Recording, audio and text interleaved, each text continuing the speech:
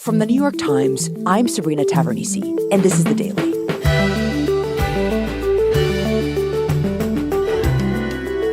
This summer, an unrelenting heat wave has taken a devastating toll and has put this year on track to be the hottest ever recorded. Today, my colleagues Coral Davenport and Dana Smith on what it means to live in this new normal, where extreme heat now threatens our way of life and even our very lives. It's Thursday, August 10th.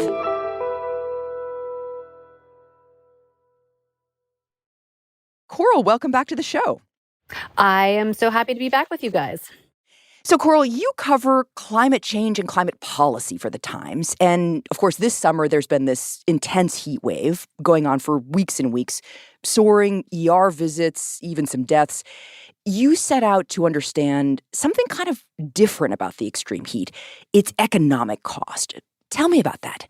So, yeah, I'm kind of obsessed with being able to put price tags on the cost of climate change to the economy, to people's pocketbooks. What is the effect of heat on how much work gets done in the United States, on worker productivity, on how much work is lost, on how much pay is lost? You know, I sort of feel like I'm a climate economic detective.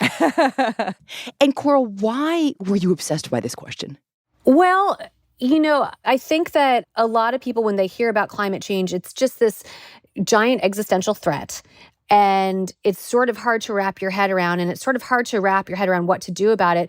But when it's explained in terms of something that absolutely everyone understands, which is dollars and cents and a specific cost, if you are an employer and you understand that extreme heat caused by climate change is actually costing you worker hours or increasing the amount of workers' comp that you have to pay, or if you are a worker and you understand that it's lowering your payroll or that you just can't do your job as well. In so many ways, I think this makes it very tangible and specific. Anything you can put a price tag on, I think Americans understand more clearly.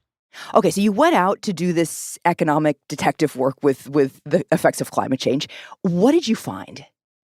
So first, Sabrina, I'm going to tell you what I thought I would find. Okay. Which is something that I think a lot of, readers of the New York Times and listeners to the Daily would expect, which is like, of course, when it's hot, people work less, but the workers who are affected are outdoor workers. I mean, that's obvious, right? Right. Mailmen, construction workers. Farm workers. Right, yes. And, medical researchers have known for years that when people or workers are exposed to heat, they make more mistakes, they think less clearly, they work more slowly, they have more injuries. So I really thought this was going to be a story focused on outdoor workers. And that was my original pitch, showing like construction workers are working less and they're having more job injuries. And what I found is that there's a lot of new economic data showing that heat does hurt outdoor workers. It's lowering outdoor worker productivity. But the bigger effect on the economy in the United States is actually on indoor workers.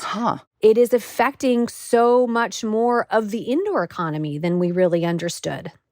And Coral, why is that? It's kind of surprising, right? You really do think of farm workers and construction workers. In my mind, people inside really wouldn't be affected as much. So why is the bigger impact with indoor workers?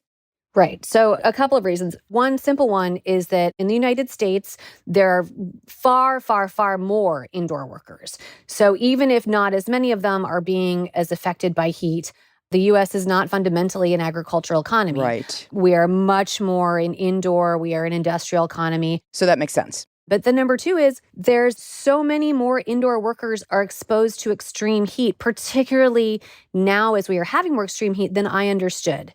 One big example that was very surprising to me, many, many, many factories in the United States are not air conditioned. Interesting. And there's a couple of reasons for that.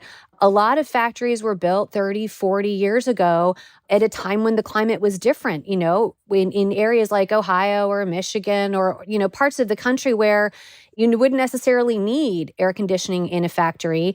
And, maybe workers would have to gut it out for like a week each summer when, you'd have a week of hot temperatures, but it wouldn't be typical to have days and days or weeks and weeks or, many, many days with temperatures over 85 or 90 degrees. Now that that is happening inside of those factories, workers are consistently experiencing days where they are regularly working in conditions over 90 and 100 degrees. And I'm Wow. talking about Michigan, Ohio, Oklahoma, Kansas, parts of the country where workers are going to work, they're working indoors and they're really, really hot.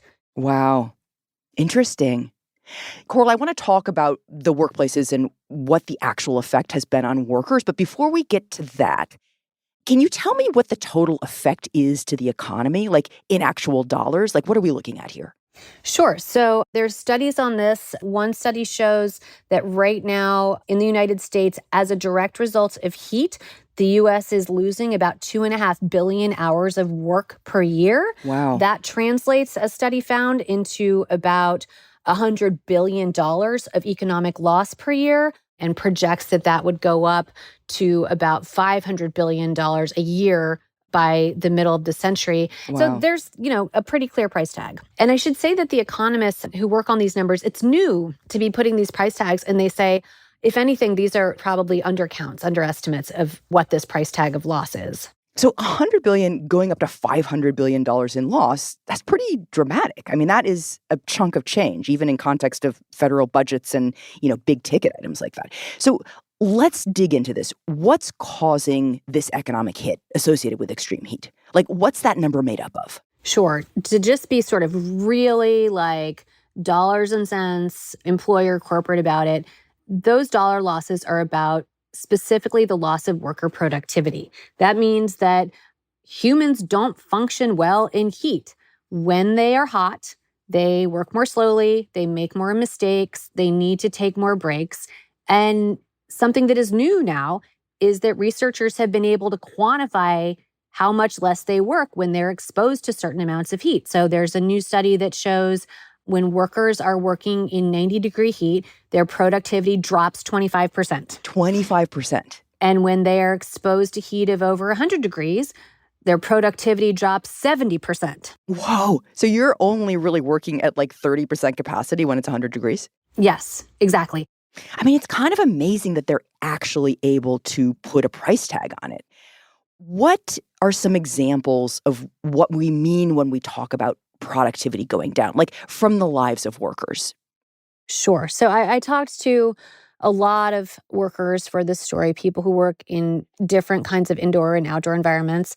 And it's pretty simple. The workers who are getting hot, they're getting exhausted or sick. So they need more breaks. They need more time off.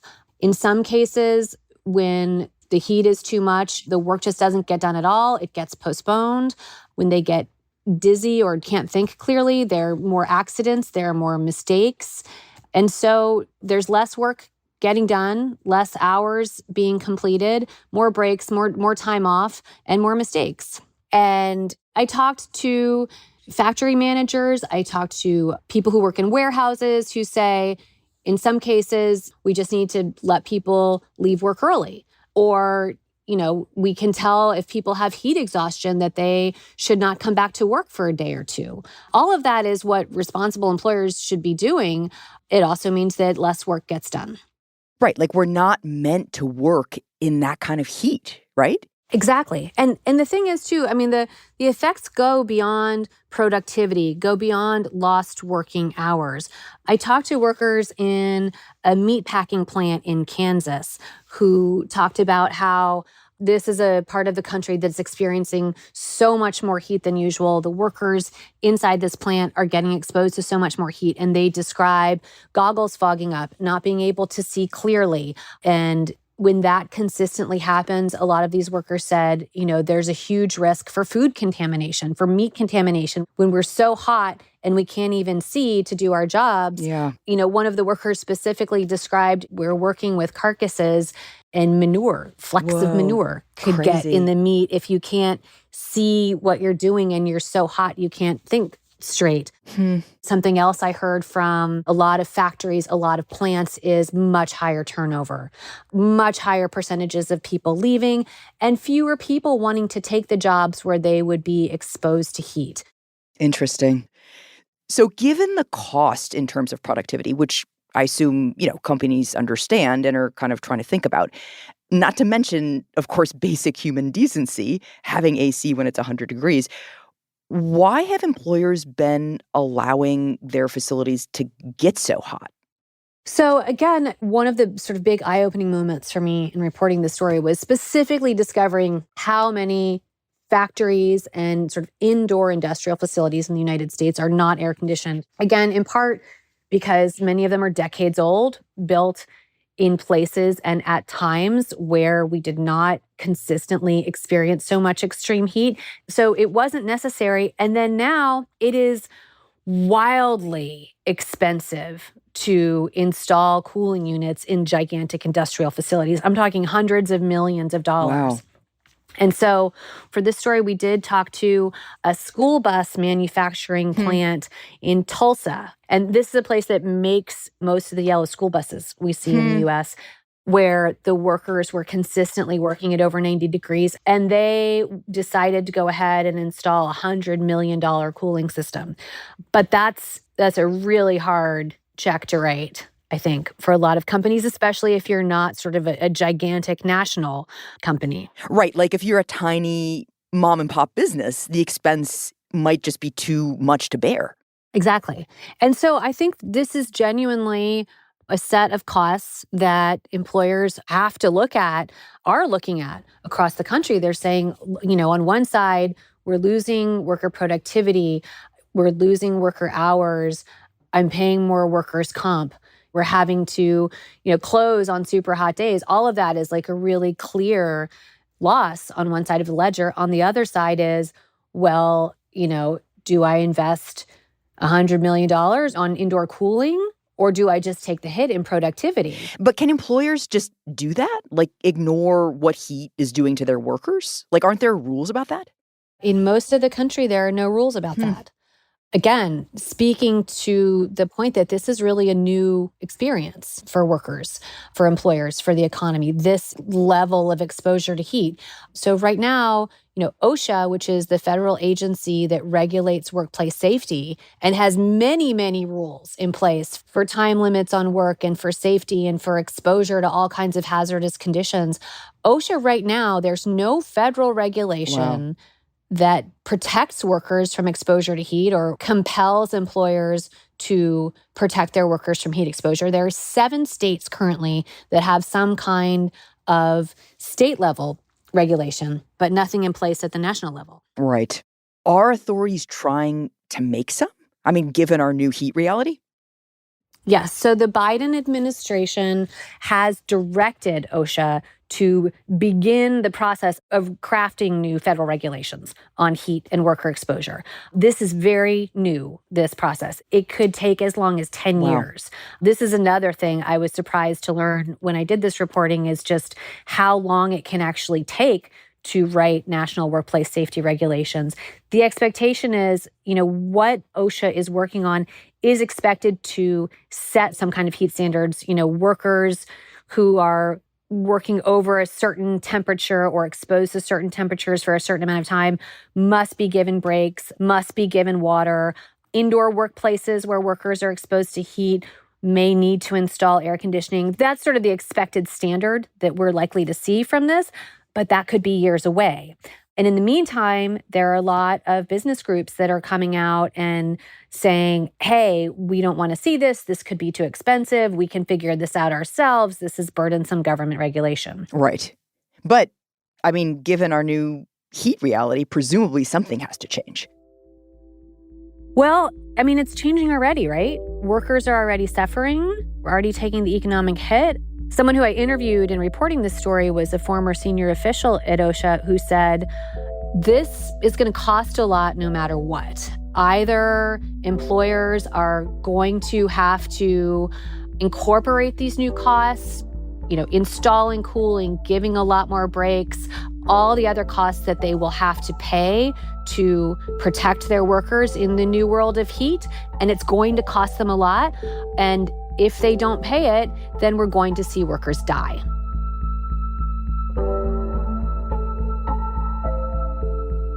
Coral, thank you. It was great to be with you, Sabrina.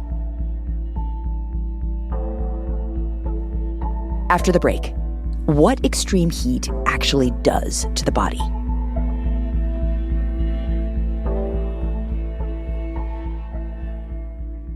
We'll be right back.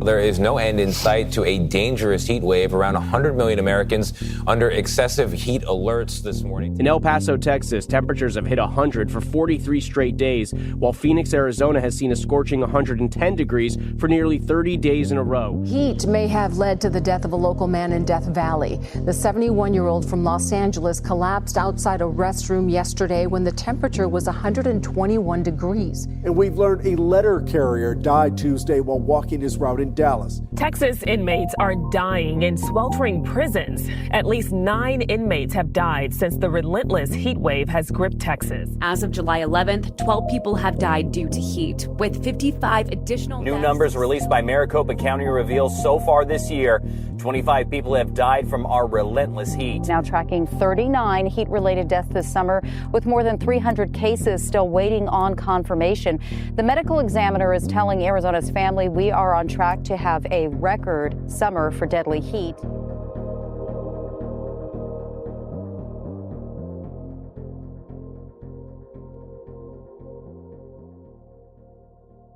Dana, welcome to the show. Thanks so much for having me. So, Dana, we just heard from our colleague Coral Davenport about the economic effects of heat. And of course, that has everything to do with how heat affects people and their bodies. And I think everybody has a kind of basic understanding that heat can be bad, but I don't think people really understand how, like the science of it, like what actually happens to our bodies in extreme heat. So tell me about that. Yeah, I think a lot of people think of heat as an annoyance. I grew up in North Carolina, where it is famously hot and humid in the summers, and it's kind of a pain, but you don't think that it's deadly. But I think what is a real surprise for people is that heat is actually the number one cause of death when it comes to extreme weather events. So it really is a very serious thing that we have to account for, especially now with a warming planet. The number one cause of weather-related deaths, like more than hurricanes or floods? Yes, that's right. It is the number one cause of death due to weather-related events is heat. Well, that's kind of amazing. So let's unpack it. What actually happens to people's bodies when they're exposed to extreme heat? So the body has two main ways to cool itself down. I think the first one we're all familiar with, which is sweat. So our sweat glands on our skin start to produce sweat. And the goal is that that sweat evaporates off the body. And when it does, it cools the area underneath. Okay, you're right, pretty known. So what's the other one? So the really cool part is the second aspect of the body's cooling mechanism, which is that it starts to increase blood flow. So when it does that, the body is pushing more blood that normally circulates around your internal organs, and now it's redirecting that blood out to the surface of the skin. And that helps partly because the body can actually dissipate heat out through the skin, so it just releases heat into the atmosphere. But the really crazy part is that when the sweat evaporates off your skin and cools the area underneath, it's actually also cooling that blood that is now closer to the surface.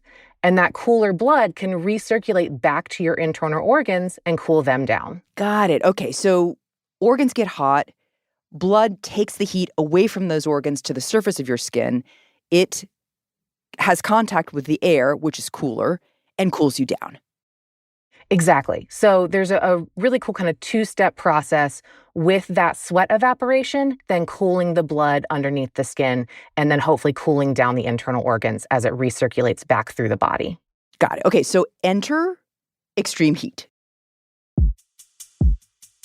So what happens when it gets hotter outside?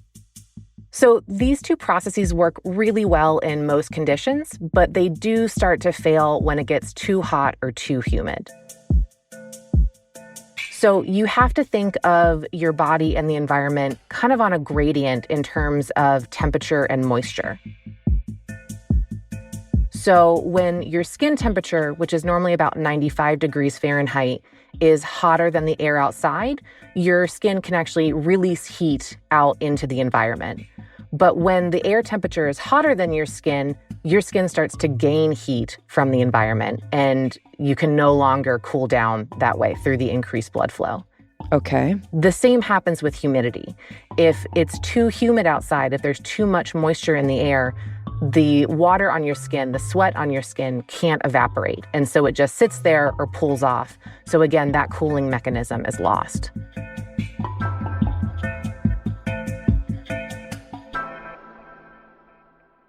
Got it. So it's all about this gradient, basically. All of these processes in your body are interacting with the atmosphere around your body, what's going on in the air.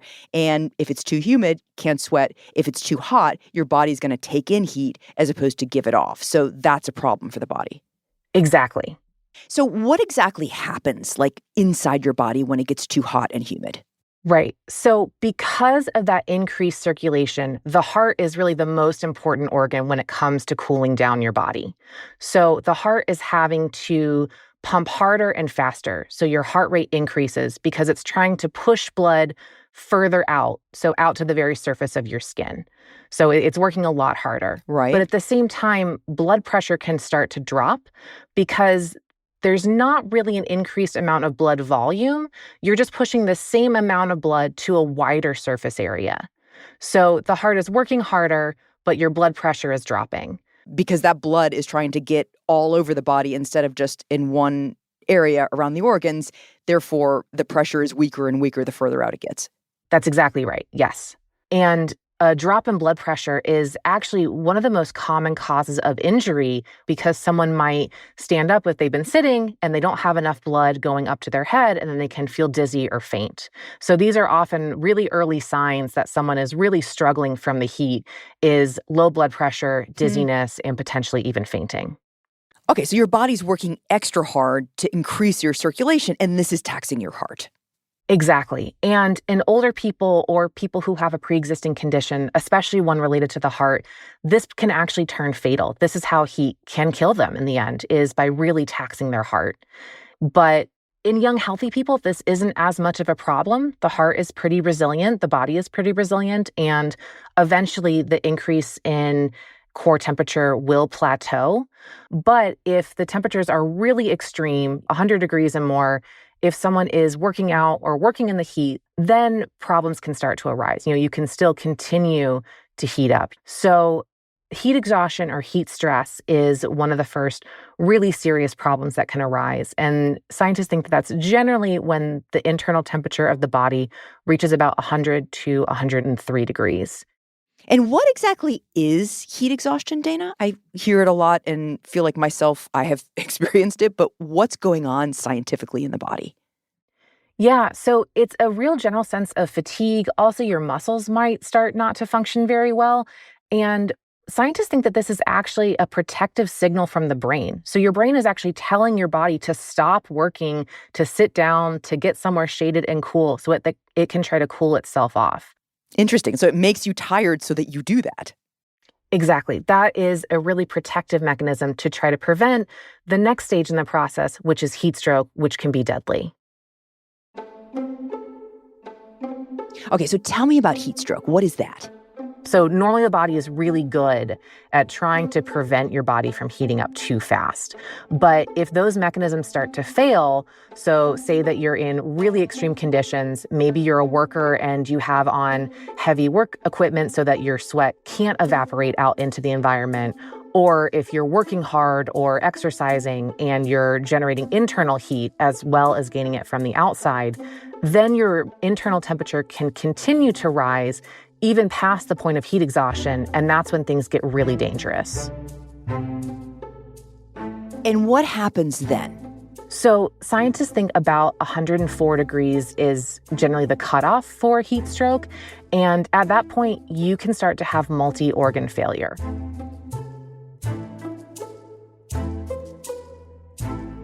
Okay, multi-organ failure. So which organs are we talking about? So the organs that are most immediately and dangerously affected are the heart, which we've talked about a little bit, and then also the kidneys, the gut, and the brain. Okay, so heart, kidneys, gut, brain. So start with the heart. So I talked about this a little bit, but the heart is pumping harder and harder and harder. So your heart rate is increasing, your blood pressure is dropping. And what happens when your blood pressure drops is that blood can't circulate to everywhere that it needs to go. And so your organs slowly start to become deprived of oxygen. And that includes your heart. So it can even look like a heart attack where your heart was actually starved of oxygen because it just wasn't able to pump enough blood to the organs, including to itself. Okay, so that's the heart. What about the kidneys? The kidneys is really interesting because the brain actually sends a signal to the body that it should stop sending as much blood to the kidneys as it starts to get dehydrated. So a quick refresher, your kidneys are what are cleaning your blood, and then the waste gets excreted as urine. But that means that you're going to be losing a little bit of liquid. So if you're dehydrated, your body wants to preserve as much liquid as it possibly can. And so blood stops being pushed as much to the kidneys so that you don't lose any as urine. But as a result, your kidneys are then also starved of oxygen, and those cells can start to suffer and die. Interesting. Got it. So body is just trying to preserve liquid any way it can, but the effect of that is that oxygen stops flowing to the kidneys. Exactly. And your kidneys can survive for a little bit of time with reduced blood flow and reduced oxygen, but if that gets prolonged, you can start to have kidney failure. Okay, and you said also, Dana, the gut. So how's my gut affected? The gut is another area that blood is diverted from pretty quickly, and as a result also has less oxygen going there. And when that happens, the gut can start to fail and break down a little bit, and you can start to have what we know as leaky gut. So the bacteria that's in your gut can actually start to travel out into the bloodstream, causing inflammation and, in really extreme and long-term situations, sepsis. Sepsis from heat. That's kind of crazy. Exactly. One of the emergency room physicians I spoke with said that sepsis is not a common cause of death when it comes to heat, normally because your other organs fail faster, frankly, but it is something that can occur. Okay, so your heart is working overtime, kidneys aren't getting enough oxygen, gut is leaking, so full-on multi-organ failure, as you're saying. Yes, and not only the heart, the kidneys, and the gut, but also your brain.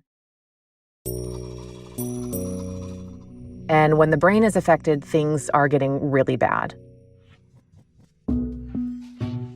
So heat stroke, by definition, means that the brain is being affected. You think stroke, you think brain. And so the reduced blood flow, the lack of oxygen, the increased temperature are affecting your brain just like every other organ. So what is really kind of perverse about heat stroke is that the body's internal thermometer is located in a part of the brain called the hypothalamus. And if that starts to dysfunction or malfunction, then your body can actually stop cooling itself down.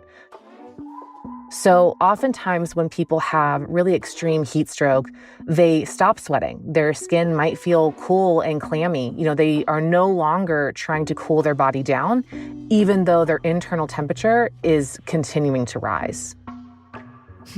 So basically, kind of like the instinct to sweat and to have the body deal with this natural emergency state has gone. The brain is off kilter. Exactly. It started to fail. So people also start to have dizziness, confusion, delirium. You're just no longer responding to your external environment, and that can really be deadly.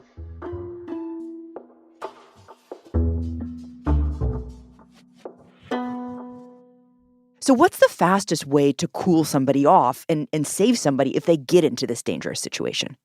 It's an ice bath. It sounds really simple, but it actually is the fastest way to cool down your internal temperature and try to prevent organ failure. So this is even what they use in emergency rooms is kind of a glorified ice bath. And you can also do this in your home. But is that not too drastic a temperature contrast? I asked an exercise physiologist about this because I thought the same, but he said that there's been a fair amount of research on this, and there's a greater risk of heat than there is of a kind of temperature change shock to your body. So really the most important thing you can do is to cool someone down as fast as possible, and an ice bath is the way. Okay, so ice bath. Got it. I will remember that. Now, Dana, you mentioned earlier that people with heart conditions can be particularly susceptible to the dangers of extreme heat, which you just laid out in pretty frightening terms. I'm wondering, are there other people or groups who are really vulnerable? I think this is really fascinating. An earlier article I wrote during the summer heat waves looked at how elderly people are really uniquely vulnerable to heat. And that's because both of our two cooling mechanisms, the sweating and the increased blood flow, are hampered in a lot of older adults. So older adults just don't sweat very much. Their sweat glands produce less sweat than they used to. And so that really important way to cool yourself down is just really not as available to you. And then a lot of older adults, partly just because of age and partly because of pre-existing conditions, have decreased blood flow. So again, the heart is just not as able to push as much blood to the surface of the skin as happens in younger adults. Now, the good news is that older adults who are physically fit, they do still maintain these cooling mechanisms better than unfit older adults. So exercise is almost always the most important thing you can do for yourself health-wise, and it's the same when it comes to extreme heat. Dana, I think one of the things we're actually realizing is that this extreme heat is here to stay, right? This is our new climate reality, and we'll have plenty more summers like this. So in many ways, this is our new normal. So I guess I'm wondering, is there any way to adapt to this? There is some research that the human body can adapt to heat, and that is mostly in extreme athletes. So athletes who are doing, long endurance training in high temperatures. And what scientists see is that they actually start these cooling mechanisms faster. So they start to sweat at lower temperatures. They have increased blood flow at lower temperatures. They also are more cardiovascularly fit. So their heart is just able to withstand the stress of that increased blood flow and heart rate for longer. Interesting. I was a reporter in Baghdad in Iraq for a number of years, and it was a time when I was doing a lot of running. And we had this strip we would run on, and it was, 120 degrees at 8 p.m. And I remember doing that run and just feeling like, my body was so taxed, but I got good at it. And then coming back to New York and running in Central Park and thinking, oh my God, this is easy. It was so much easier to run in a normal temperature than to run at 120, but I did get used to the 120.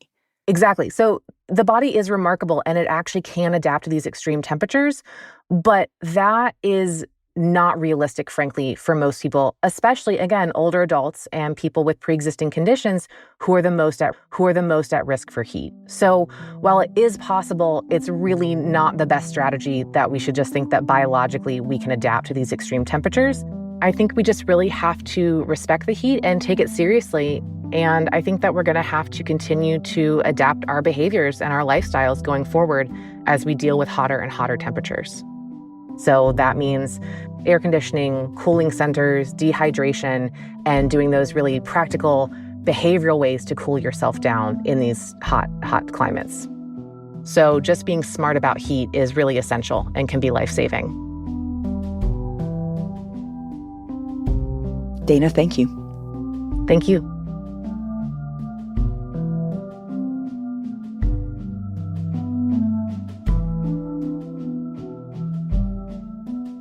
We'll be right back.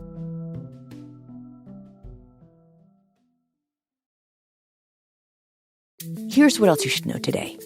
On Wednesday, fast-moving wildfires have killed 6 people on the island of Maui in Hawaii over the past 2 days, as gusty winds were amplified by Hurricane Dora, hundreds of miles to the south. Some residents survived by swimming into the ocean, where they were rescued by the U.S. Coast Guard.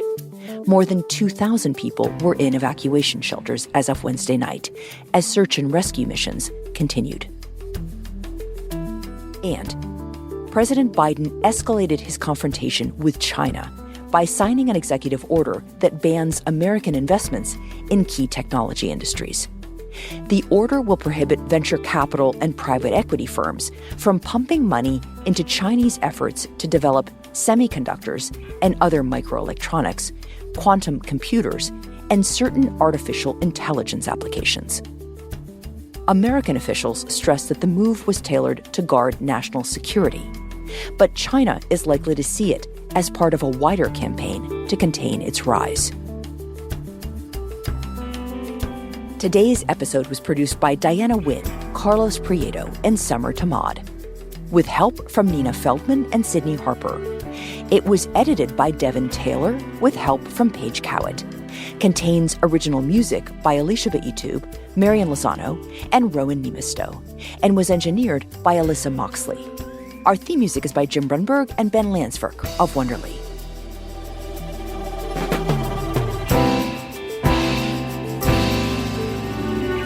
That's it for The Daily. I'm Sabrina Tavernisi. See you tomorrow.